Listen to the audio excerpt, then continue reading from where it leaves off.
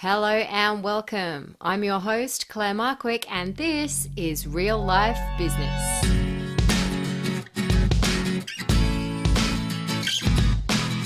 Hey, how are you? Welcome to the show. If this is your first time listening, then thank you so much for lending me your ears. And if you are back for another episode, thank you again for your continued support. If you're in business and like me, wear many different hats, then this is the show for you. If you're wanting more time, more money, less stress, more control, this is the show for you. Join me each week for a blend of conversation and solo episodes where we get real about business and talk about how best to navigate that emotional and financial roller coaster we find ourselves on without driving ourselves mad. This isn't your average small business podcast, but then who wants to be average? You ready? Let's get into it. Hey, welcome back and a happy 2022.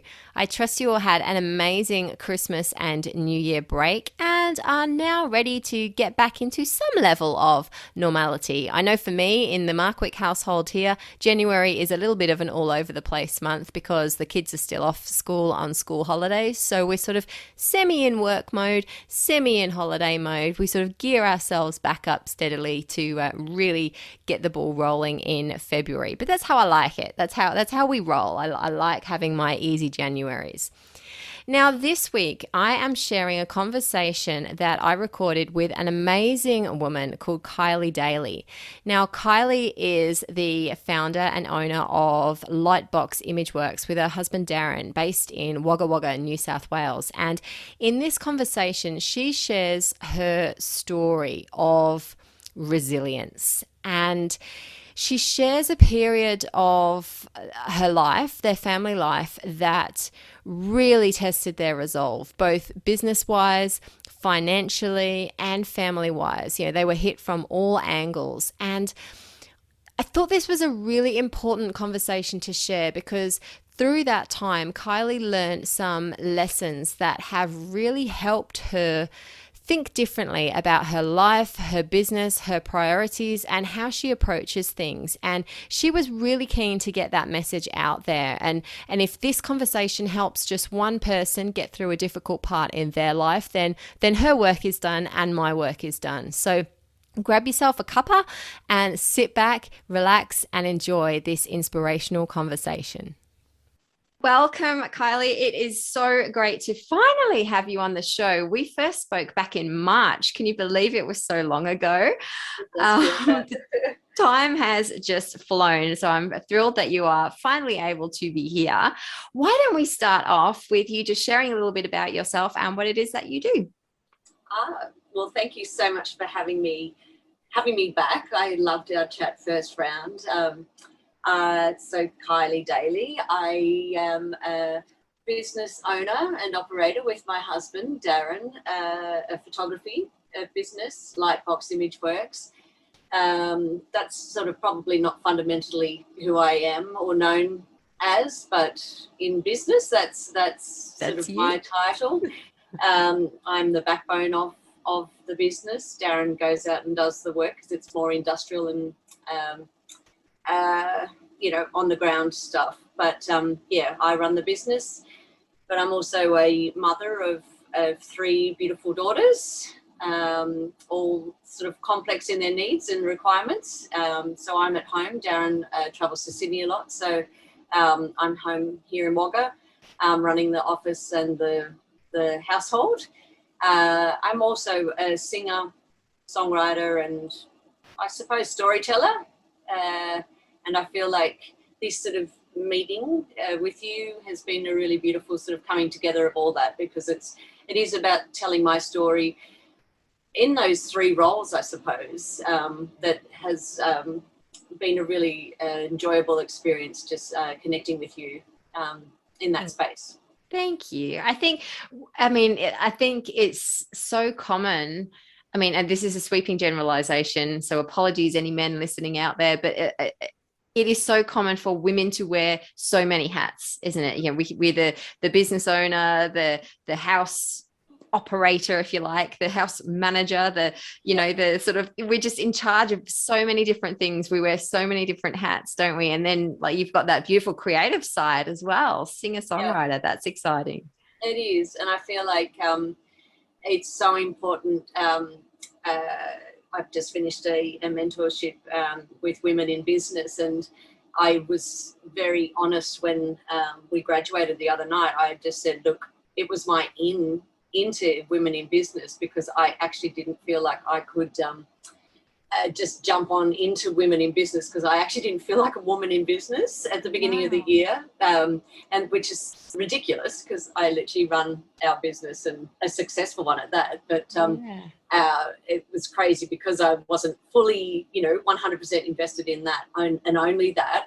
I felt like, it was just my own stuff, no one else's. And so having this mentorship and just this understanding around that, and you're right, those roles have to be fluid and not all encompassing, but understand that you have to take one hat off and put another one back on, or maybe wear a couple at the same time, and know how to manage that, and also acknowledge it, but also acknowledge it in others, so that there's this realistic expectation or understanding or even empathy when you're dealing with others, whether it is male or female, because as I said, my husband works away. He has to leave the home. He's out on the road a lot. He has to sort of stay by himself. He's missing a lot of the stuff that I'm able to share with our children on a day-to-day basis, the good, the bad, and the ugly. But there's a double-edged sword to that, because for it to work, he has to be away because all our contracts are mostly in Sydney or out of Wagga. But there's a challenge in that for him as well. So there's two sides. There absolutely is. Yeah. I'm fascinated by the thing you said there about at the start of the year not feeling like you were a woman in business. I wonder, like, what have you learned through this year on the mentor program that's changed your perception of that? There's been a number of lessons, but I'm going to be completely honest here, because I was, when I first went into the role of mentee, we sat around a table and we had to just say why we put our applications in, and I was so honest. I said I hate my job, and it was a bit shocking to a few, and they even admitted the other night.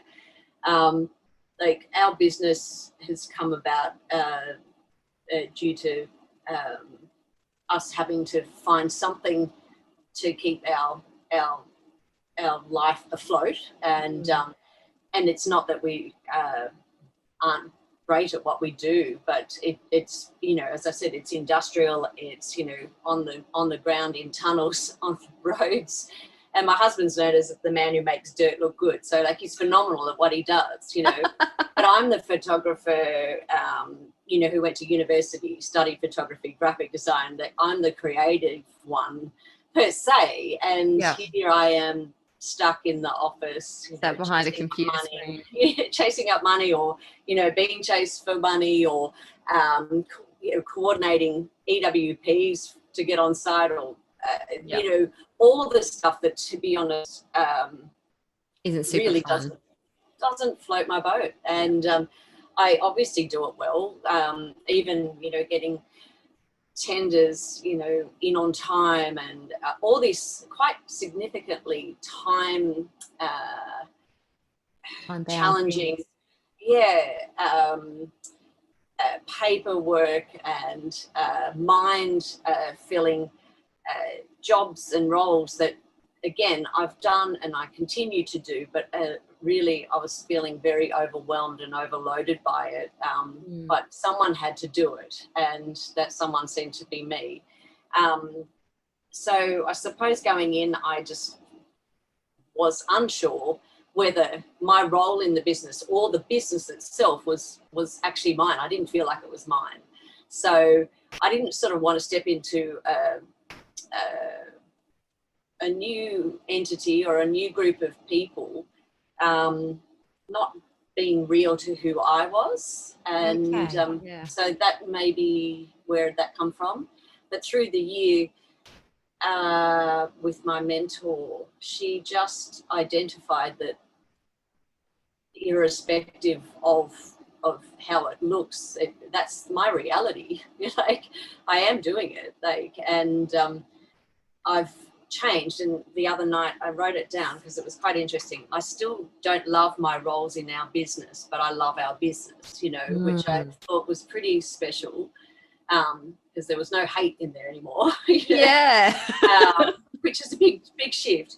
And also, I still don't know what I'd like to do in our business, but I value myself in our business, and that's a big shift as well. So absolutely. So that's just in one area of my life, in one of my roles, one of my hats, I suppose. Yes. So I think particularly, I guess, particularly in family businesses where, like in your case, you're not the one on the ground taking the photos, even though that's your background, that's your, your education, your training. I guess in that regard, and my passion too. And your passion, clearly. That's what I'm good at. Well, that's what I'm good at. So that's what I feel like I'm good at, and that's what people say I'm good at, and I love doing. I get filled up because you're with people. I think that was the other thing, and that was probably what was identified. I by myself a lot here, I'm at home by myself, and I'm not with my team, i.e. my husband, who he and I are a phenomenal team. And so when we're not together, that's hard too. And then if I'm at home by myself doing these things that I'm not loving, by myself, and I'm not around people filling me up, or I'm not filling them up, it's a little bit soul destroying, I think. So. It can be really draining, can't it? Because I'm much the same. I was talking to a group of kids going into year 12. So I was doing some work with an incoming student leadership team yesterday, and we were talking about the difference between introversion and extroversion, and it not necessarily being you either like people or you don't, but it's where how you get your energy. And we sort of split the room into sort of those that thought they were more introverted and those that thought they were more extroverted. And we were just having a discussion across the room. And it was amazing, those on the more extroverted side, which is very much where I sit as well.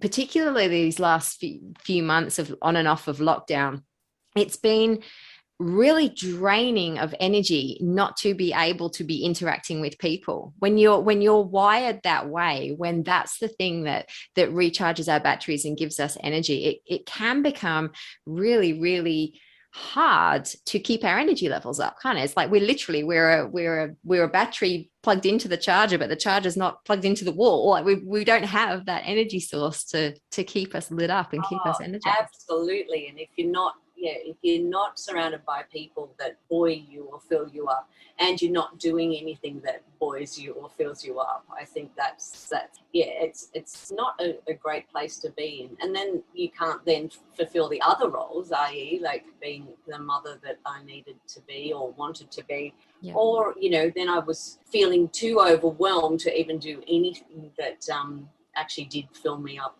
in my creative side too, and that brings in those things like concern for resentment or regret, those things that can really impact your mental health, but also your relationships and things too, which I've always worked really hard on not, making an impact, especially when, we choose to work together, we choose to go this path together in a business together.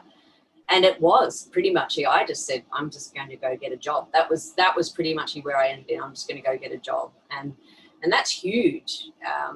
But I'm not in that space anymore, because I realized that I've just got to strip down the roles and delegate or find someone to do the roles that I just literally loathe and still do some that, just have to be done, but also bring in some creation or creative, and whether that's in our business or like I have done, auditioned for a role in a musical and I got one of the leads, which is fab. Oh, fantastic. You know, Is that something coming up or something yeah, previous?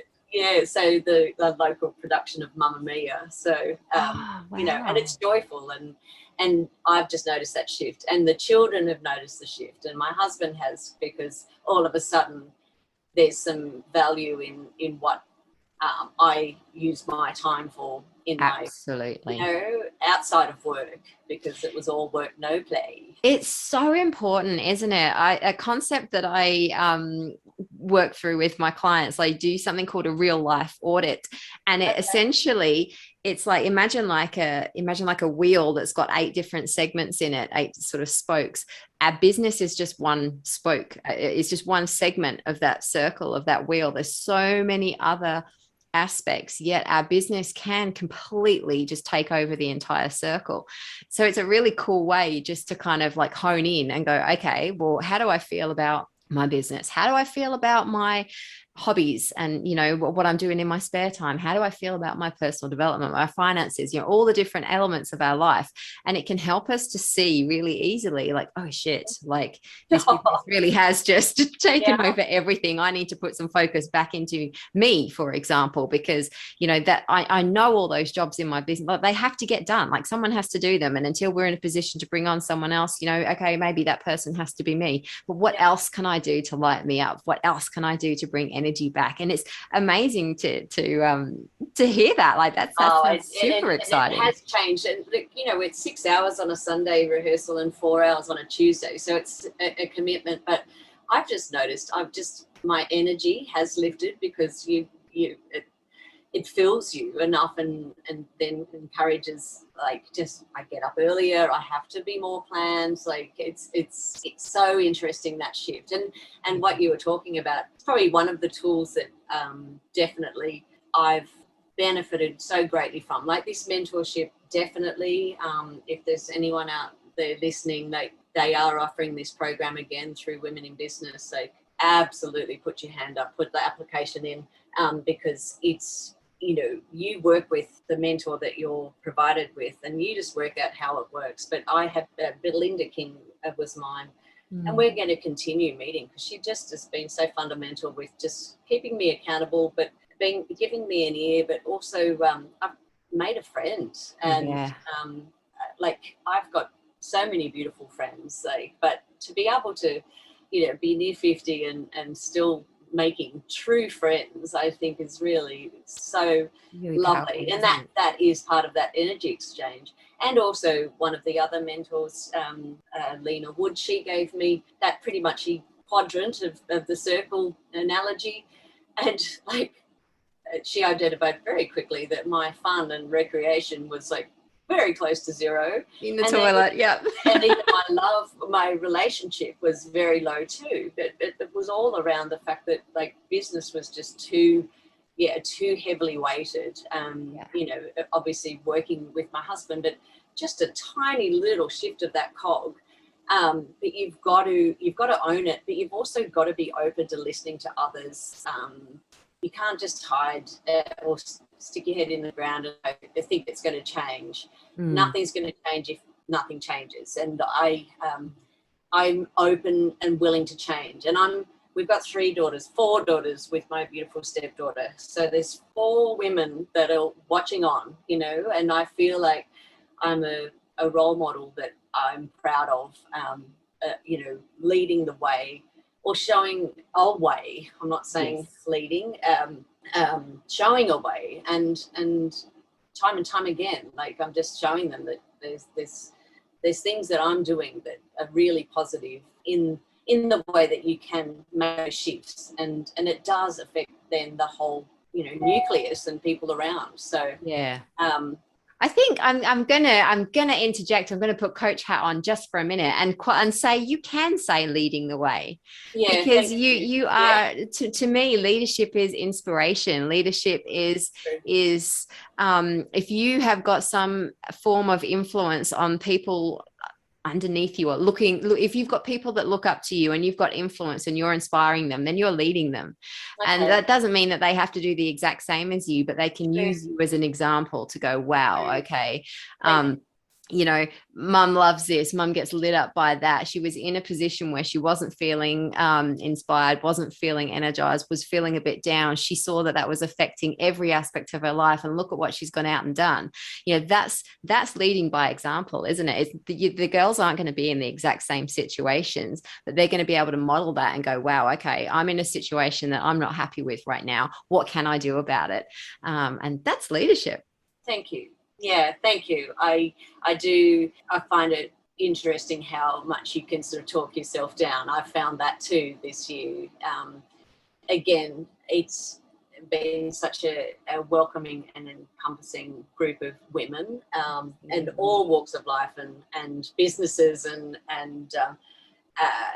yeah, that has been noted. You know, that we all are probably our own worst critics, but also just that selling down of yourself, like 100%. yeah, and it's very important to be pulled up. Thank you. Sorry, I've just got to interject here. Thank you. When you were talking about your business and how you established your business, you mentioned that it was something that you felt, you know, you had to do. You were at the point of having to do something to, you know, keep your family afloat. Are you able to share a little bit about the starting of your business and your story behind that statement? Yeah, of course. Once again, like, I just find that timing is always very aligned, and I couldn't believe it was March when we spoke. And I was telling a friend this morning that we were doing this, and I said last time we cried through the screen, you and I, like, Mm-hmm.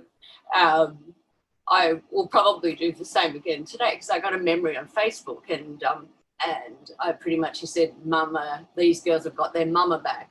And it's actually 10 years today since we left the shop, our camera house store. We closed the doors. Well, we closed the doors the week earlier, but then we pretty much had a liquidator standing at the doors while we left. And it was, you know, our children were, well, one was a baby, she wasn't even walking, and the other one was, you know, just running around, a toddler. And I think the other beautiful daughter was just at kindy. And, you know, it was so huge, because we made a decision 10 years ago that did change our life, but it would have ruined our life if we didn't, you know. Yeah.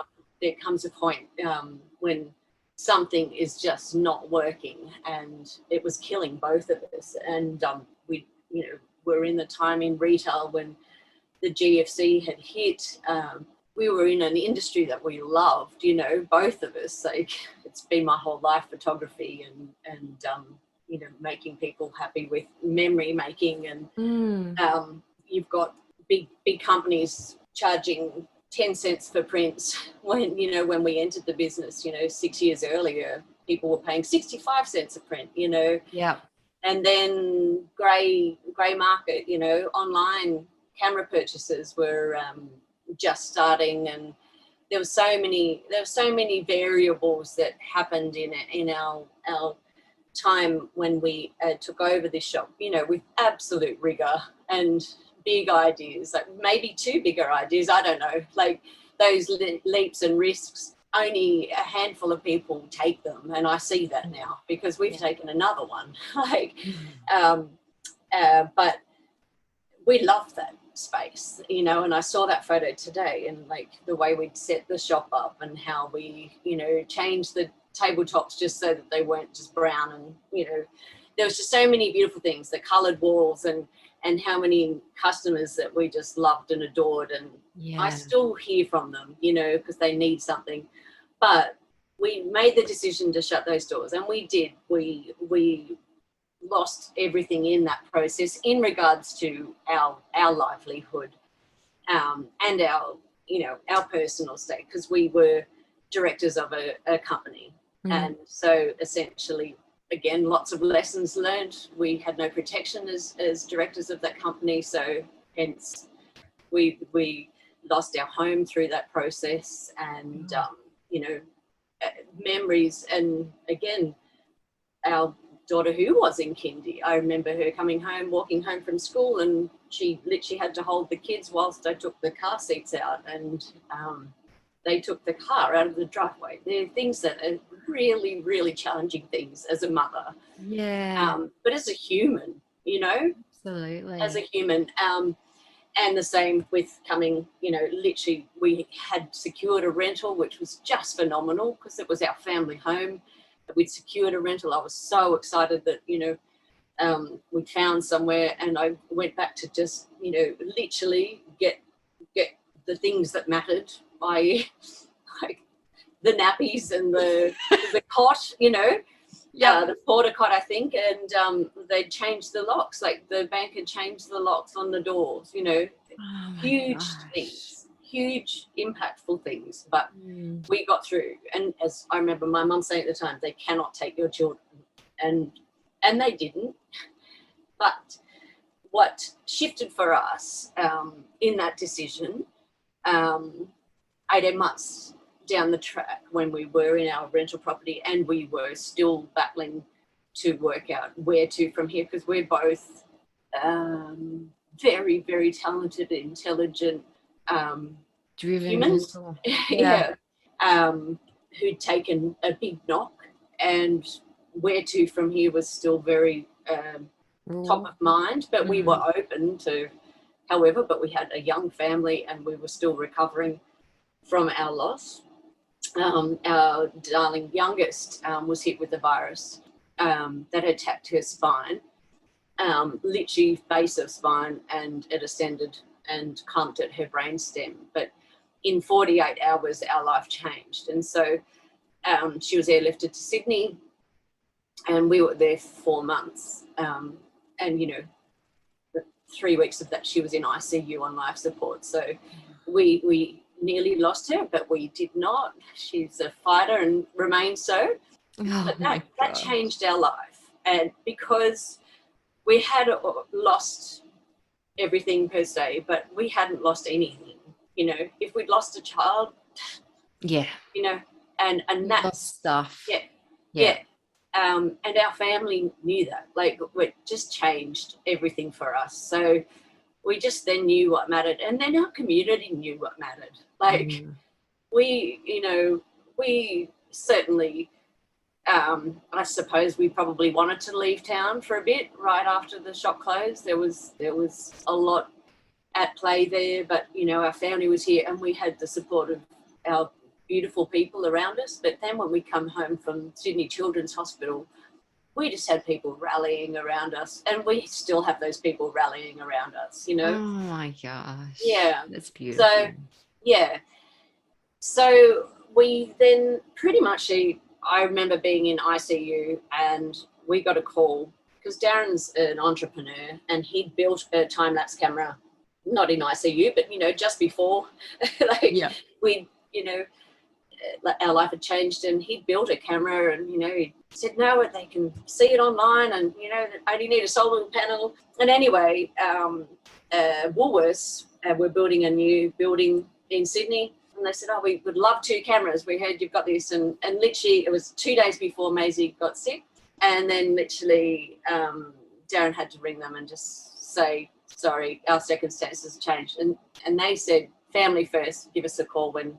So they gave us an in. We still have cameras all around for Woolworths. Like, they were phenomenal.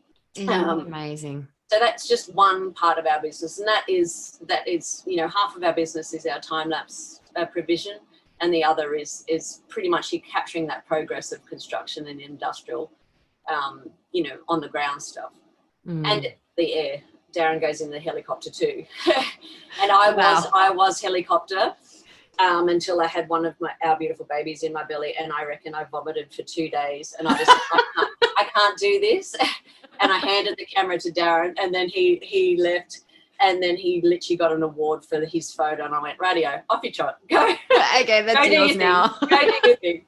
And he does. He's amazing. And look, as am I in different arenas. So absolutely. yeah. But it grew from there, and we just realised if he can leave ICU and go do a job, and we could get some funds to continue to support our family, you know, what better way? And we wouldn't have been able to do what we did if we had a shop right then.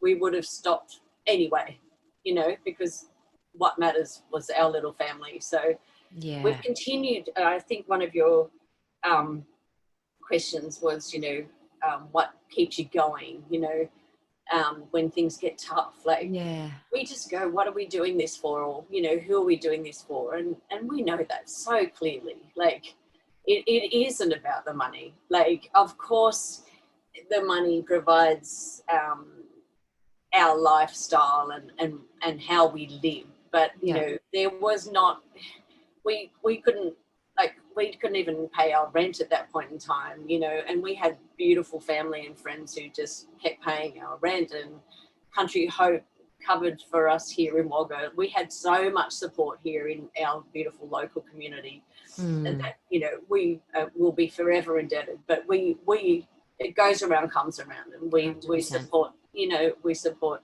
so many beautiful people in our town, like they've supported us. But you just ask yourself, why am I doing this, and who am I doing this for? Yeah. And it does really come back to that. And if it doesn't feel right, you just say no. You just, I'm not going to do this anymore. Like, it doesn't. If it doesn't matter, it doesn't matter.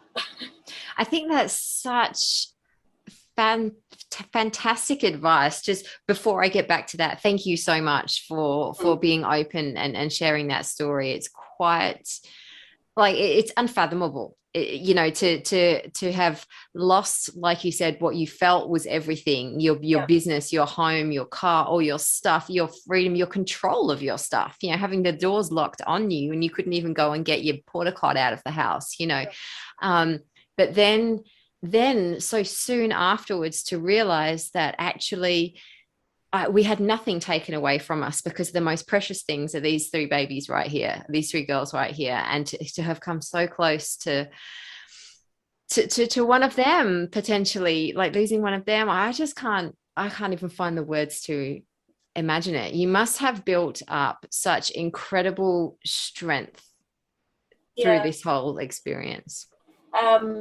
You don't know at the time, but I see it now once again in our children, but then in the people around us, my parents, Darren's parents, our children especially. Like, we're adults, so we have enough experience to sort of process or have enough supports. But the kids, I'm in awe of our children, like how resilient and how open they are to, just being aware that people can do it tough. And so, so it brings in that kindness and understanding, and just, awareness around life is not easy. So then expectation settles a little, and then when you have to work hard, like sometimes, like Darren was a workaholic, I think I actually was close to being an alcoholic, and that's the truth. Like, there was sort of this double-edged sword, but it just, I drank probably too much, he worked too much, but then there just became this balance of like, wow, what matters, and it's about balance. And the kids just go, well, Dad's got to do this and Mum's got to do this, because this is why, and I am just going to add, like, I'm sitting in an office in a home that we have purchased. So anyone again out there listening, like, we were told, we both had to declare bankruptcy, and I'm saying this, like, there was so much taboo around that time. It was so hard to make decisions around what to do because there was just no one to talk to. I think these times are different now, during COVID, and how many businesses and lives have been impacted by so many variables, I do feel like there's so much more support and understanding and awareness around impacts of situations. So I'm so grateful for that on so many levels. But at the time for us, it was very alienating. It was incredibly embarrassing. There was so much shame. There was incredible levels of I'm definitely not saying it was easy, but we got through, and we got through together. Like, I'm so incredibly proud of Darren and I that we're still together. A lot of people would have walked away. There were times we could have, certainly, but we got told we'd never get a loan again. We'd never get never get a loan with low interest, or but we have just, we've finished paying off our car just this month, and also we've got a home loan like 2 years outside of bankruptcy, and that just damn hard work, and also just enough, just belief and capacity to just continue to keep going and ask questions and be brave enough, to, be honest, like, and that transparency, as the Women in Business participants said, look, you're just so transparent, and like, and to a fault sometimes maybe, but I hear, I'm guilty too. But as soon as I start, being honest enough, like, I just had this warmth, but also these questions, and then I could maybe say, right, well, this person could do this, or and then this opening up, and like, gosh, we're only in this for a short amount of time, and we literally got told we'd never own a property again, we'd never get this, and we have this incredible space around us, and we honor it. I wake up every day and just go, thank you, thank you, thank you. Like, and the kids love it, and it's not about getting a loan again. It's not saying I've proved you wrong. It's about us deservingly having our family home, a safe place for any of our family, greater family, and our friends, and friends of friends, and neighbours, and all this community that have absolutely been part of the ride with us, to share with us, and the joy that brings, but also that is what it's about. Like, that is what life's about. 100%. So I don't know, there's certainly ways, so don't, I definitely don't say that's the part. Never say never. But never say never. And look, if it gets too hard, like, there's options, there's other ways, and it's not, it's not, there's lots of ways, but if that's the way you have to go, you can get through, and know that it will be okay, because like, we're living proof of that, absolute living proof of that. That's amazing. Do you believe, or how strongly do you believe your belief and your confidence in yourselves, or perhaps your passion to provide for your family, how much do you believe that has had an impact on how you've gotten back, or how you've gotten through?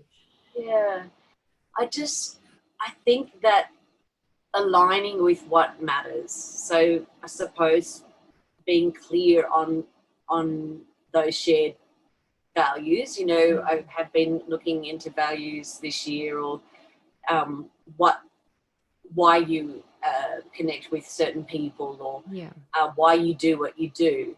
I've been so much more aware, and you talk about energy or feeling, like, I'm so conscious now about what I say yes to, because of time restrictions and energy, but it is about what feels right, and feels right. What might feel right for me, it may not for someone else. But I think in a partnership, like, especially in a like, Darren and I are life partners, but we're also business partners, and so finding a balance there is so important. But at the end of the day, because we're business partners, we're only business partners so that we can provide for our family as life partners. So yeah, whatever decision we make really is still very muchly aligned with our family and yes, our children especially, but also ourselves. Like, you know, we do love our life together, and we do love what we've created and who we have around us. So yeah, it is very much digging into that when because when you're going second by second, and that's all you have, like you literally, when you're there just waiting second by second. I think I was the most present ever when we were at the hospital, because you cannot be anywhere else. Like, nothing else nothing. mattered. No, but then still coming back to that, you know, when things feel a bit too overwhelming or too much is so important. Like not going back to that trauma or that event, but just actually going, you know what, you know, they say being present, but that's what it is. It's like you can only be here, you know, be here and be now, and this is it for now. You know, you and I are talking right now. There was so much, you know, to do today, but then I was like, well, this is really important because someone might be listening right now that I know it could touch and could help, and that is why I said yes to doing this, because I've you know, I had a book fly off the shelf, and you asked about a book. It was Helen Reddy's The Woman I Am. And my first solo I ever sang was I Am Woman, like all of like age 11, I think it was. Oh, wow. And in a purple leotard, you know, no frilly tail. But, you know, I then also sang it with the women's health opening of their new centre. Like, it's quite a powerful song, but her book literally fell off the shelf one night when I was probably at my deepest challenging point at the hospital. And it literally flew off the shelf and hit me, and I read it. And hers is a tough story of loss and, you know, getting back up and starting over, but also aligning yourself with the right people, or, you know, not listening, I suppose not listening to yourself too much. Like, I can get in my head too much. And that's can we all, I think. yeah. Listening to the right people, but also not listening to yourself too much, because I think I can be my own worst critic, or I can be my harshest. 100%. I was listening. Really.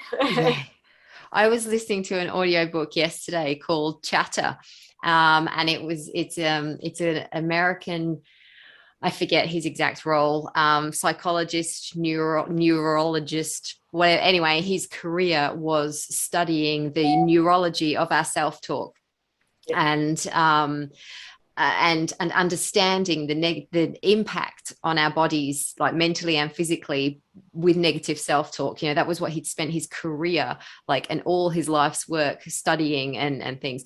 And the book itself, well, so I thought, oh, awesome, that'll be a great book to read. But the book itself was him sharing his story of, despite all that, despite being a doctor or professor in that, and having all the experience and conducting all the studies and having all the research, he still got himself into such an anxious mindset over an event that happened, that it almost sort of destroyed his marriage and destroyed his life. And he tells this story of how, you know, even knowing all of that theory, we can still be completely and utterly derailed by our self-talk. So, you know, I'm like, if someone like that can still get derailed by self-talk, then, you know, it kind of doesn't let us off the hook, but, you know, it's like, okay, yeah, everyone does it.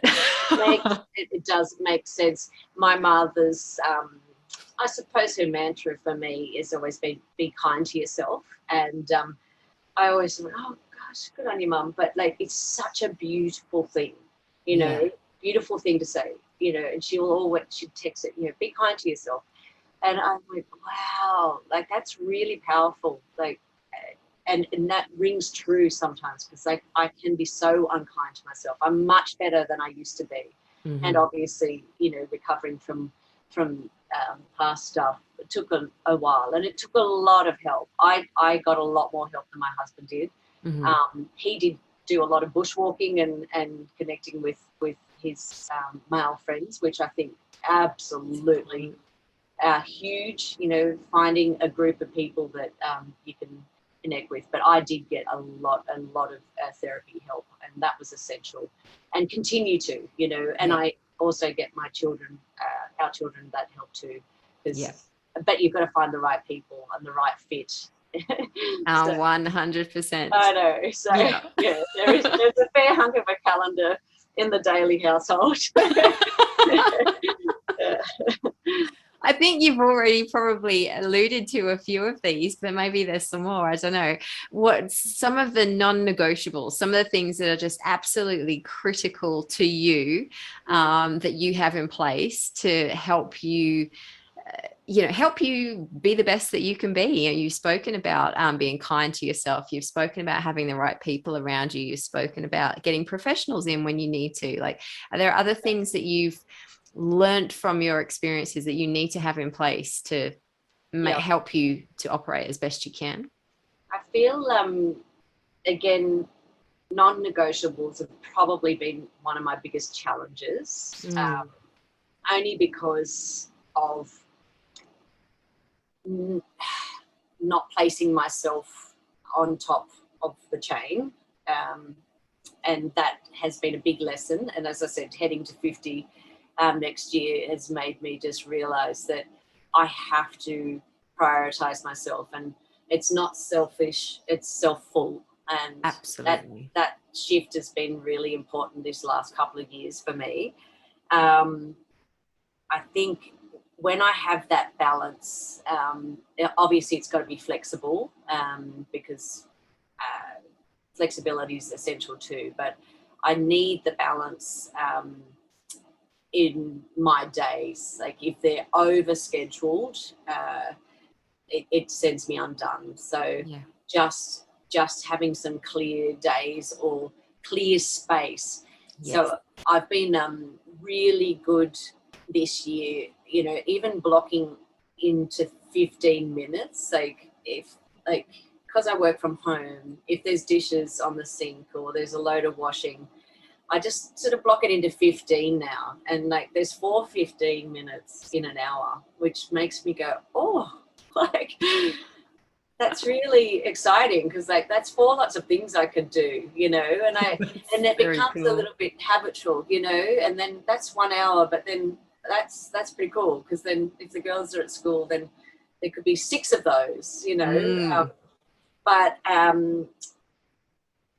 think more and more I'm just remaining realistic, and I think that's becoming my non-negotiable, which was becoming so negotiable. I was just being unrealistic, like with my time and my energy and my capability. And so, I just, and that's probably about being kinder and also lightening up. Like today I had a plan, and then as soon as someone offered a coffee, it wasn't, oh yeah, I'll go have a coffee. It was like, I would love to see them, you know, and it'd be so good, you know, and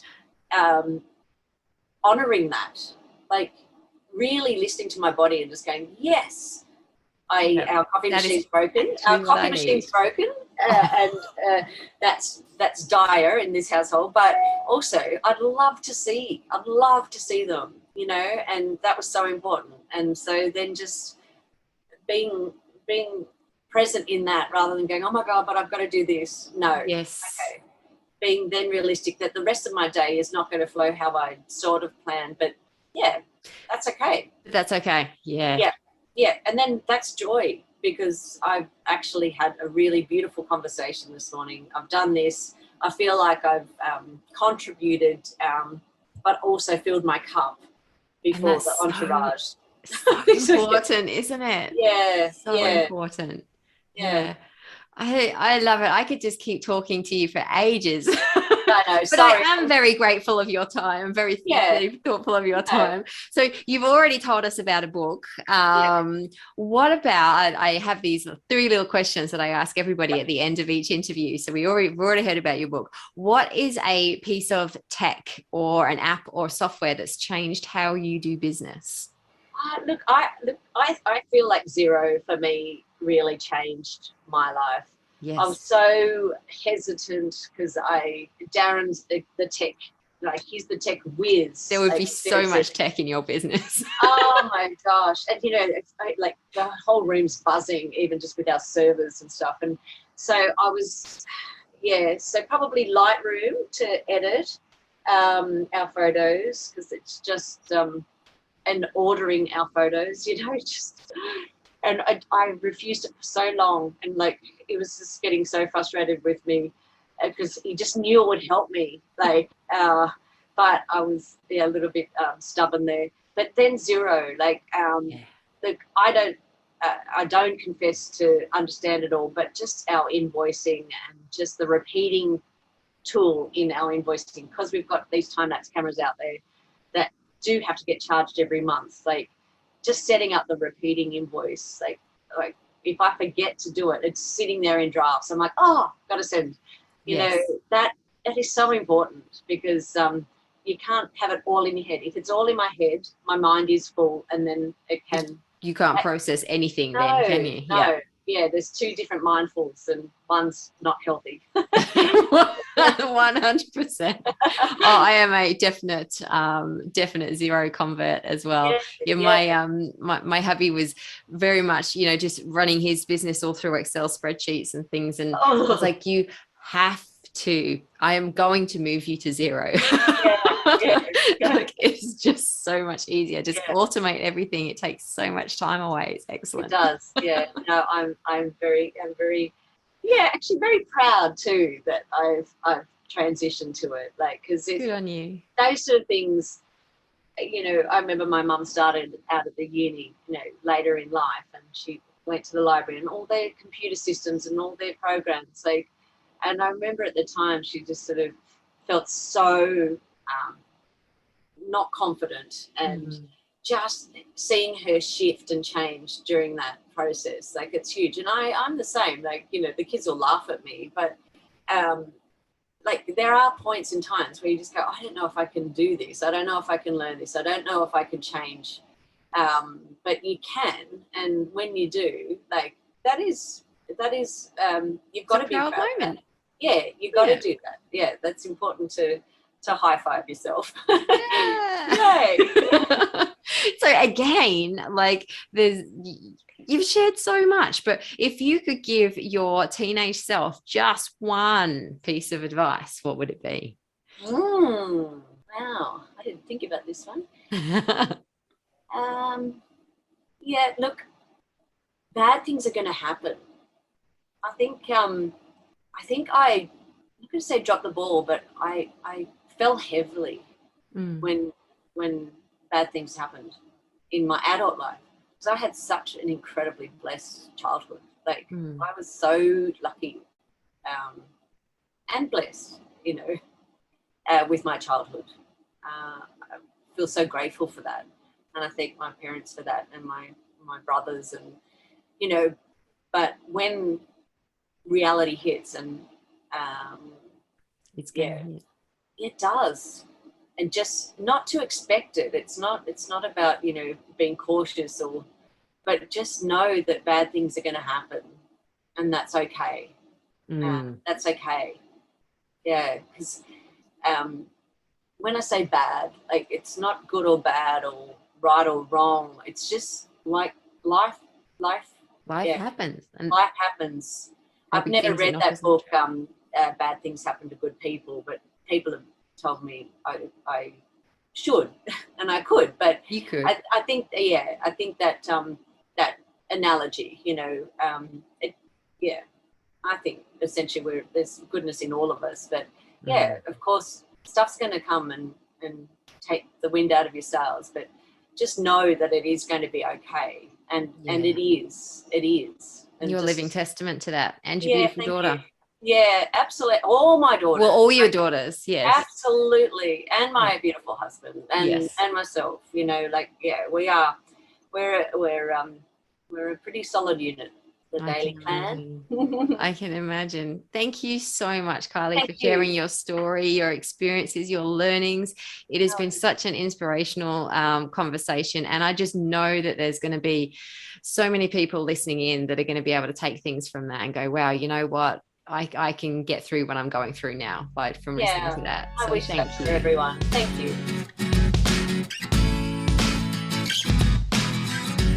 Oh, how good was that?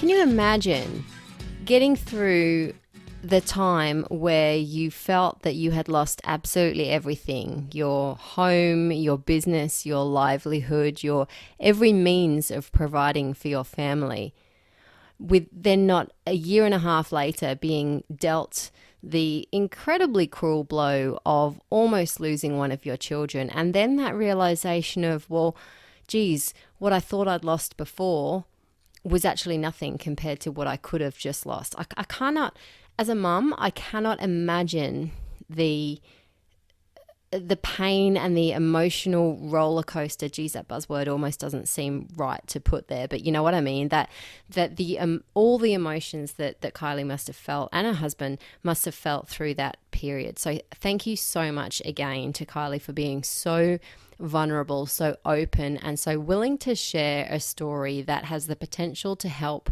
so many. There's so many takeaways. There's so many things that I could pick out of this conversation, but I think one of the biggest for me is the fact that nothing and no one are going to save us. You know, no one is going to suddenly turn things around for us. So if we're in a position that we are unhappy in, if our role in our business or how we're operating in our business or anything is not how we want it to be, then sitting back and waiting for someone to do something about that for us is not going to happen. And I love that Kylie took the initiative to apply for a business mentorship program. And I found it interesting at the start how she said she didn't even feel that she qualified for it because perhaps her value or her worth in her business was so low at that point that she didn't even recognize that she was a woman in business. But, you know, that's another conversation. The takeaway that I'm getting from this is that she realized that she was feeling drained because she wasn't doing things that light her up. She wasn't refilling and recharging her creative cup. And so whilst there are elements of the back end of a business that there's probably not many people that like, let's be honest, you know, invoicing and accounting and bookkeeping and admin and emails and all that sort of thing, it has to be done. But there are ways that we can bring that energy back into ourselves as humans. And for Kylie, that was performing, that was getting on stage, that was putting her energy into something other than her business. And that's a really big thing that I talk to my clients about. When we're looking for balance, when we're looking to feel like we have a business that's meeting the needs of our lifestyle, we have to consciously make choices to focus on other areas of our lives, because it is really easy to put all our focus into our business, particularly those of us who work from home. We have the capacity to never switch off.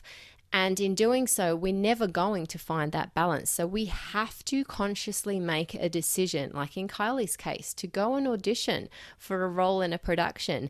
Now, that might not be the thing for you. It might be going and starting a new sport, or learning a language, or learning an instrument, or just making a more conscious effort to invite friends around and do social things, or to do things with the kids, whatever it might be. But I think the point I'm getting at is that our business, and I say this a lot, our business is never going to get to the point where that just magically happens.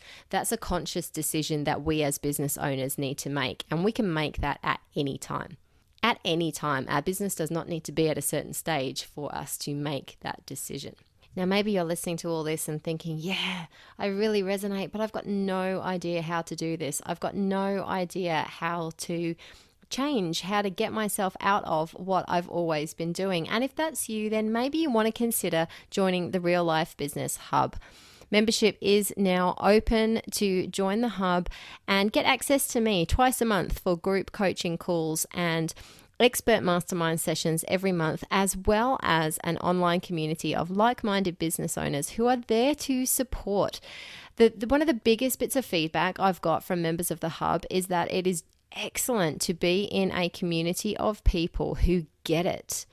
And we all have friends and family around us. We all have customers, clients, and just people around us all the time, but they're not always people that we can talk to about this stuff. Kylie was talking in this episode that she felt alone, she felt alienated, she felt embarrassed to talk to people. But when you're in a community of people who get it, then it helps us to realize that we're not the only ones going through these struggles, or we're not the only ones going through whatever it is that we're going through. And hell, when things are going really well, we want people who we can champion us and who can celebrate with us and who aren't going to think that we're bragging. And that's what the hub is all about. It's about bringing like-minded business owners together and giving you access to me and to each other to bounce things off and to really help propel your business forward. So if that sounds like something that would be fantastic for you to be a part of in 2022, then shoot me an email at claire@reignitepc.com.au, or you can send me a DM on Insta or Facebook, and let's have a chat about whether the hub could be right for you. Alrighty, that is enough from me for this week, as we have outstretched the hour. I usually like to keep my episodes within the hour, so I'm going to stop talking. I trust you have enjoyed this episode. Let me know on socials what you have loved, and remember to share this episode with someone in your network you think needs to hear it. I will be back in your ears very soon, and until then, bye-bye.